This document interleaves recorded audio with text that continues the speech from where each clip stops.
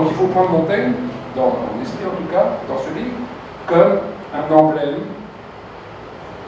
et là je vais être très clair dans mon propos, comme l'emblème d'une dimension absolument essentielle de notre pays. Ce n'est pas du nationalisme, c'est simplement ce rapport au patrimoine qui constitue, qui tisse en quelque sorte la substance même de ce que nous sommes. Voilà ce que je crois. Et donc la question que je pose dans ce livre, Adieu Montaigne, je ne suis pas certain qu'il faille dire adieu à Montaigne, mais je crois qu'il est possible que dans quelques années, Montaigne, au fond, passe pas vraiment aux oubliettes, mais soit réservé à des spécialistes. Pourquoi? Pour des raisons extrêmement simples, c'est qu'on ne l'enseigne quasiment plus. Ce qui m'intéresse, moi, c'est d'essayer de voir le personnage au-delà de notre époque elle-même. C'était qui? Qu'est-ce qu'il faisait? Pourquoi il a écrit ça? Qu'en est-il de l'amitié avec la Boétie, dont on parle beaucoup, mais ça pose quand même des questions, toute une série de questions.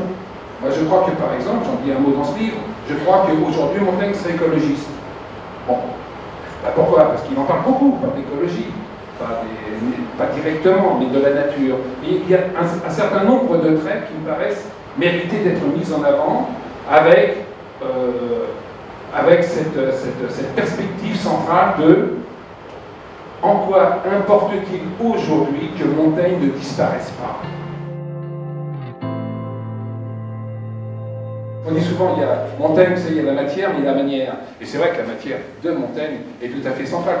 Dans la façon dont j'ai cherché à traiter la question, la manière m'a paru tout à fait essentielle. Voilà.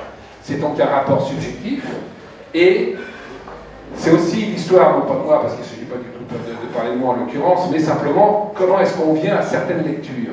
Et je raconte dans ce livre comment je suis venu à cette lecture de Montaigne, voilà longtemps. Qu'est-ce qui, au fond, soulage? Qu'est-ce qui emporte? Bien sûr, c'est ce qu'il dit, oui, Montaigne.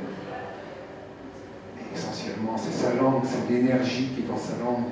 Et c'est ça qui est dramatique dans le fait qu'on ne le lise plus, lui et d'autres, les grands écrivains.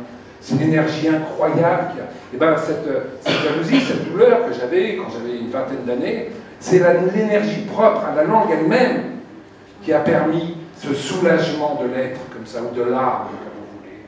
Hein? Et c'est pour ça que personne n'a jamais écrit, personne n'écrira de nouveau comme un Montaigne. Ça vaut pour Proust, ça vaut pour d'autres, mais Montaigne est complètement irremplaçable. Et lorsqu'on souffre de jalousie, ça vous arrive, vous avez le remède.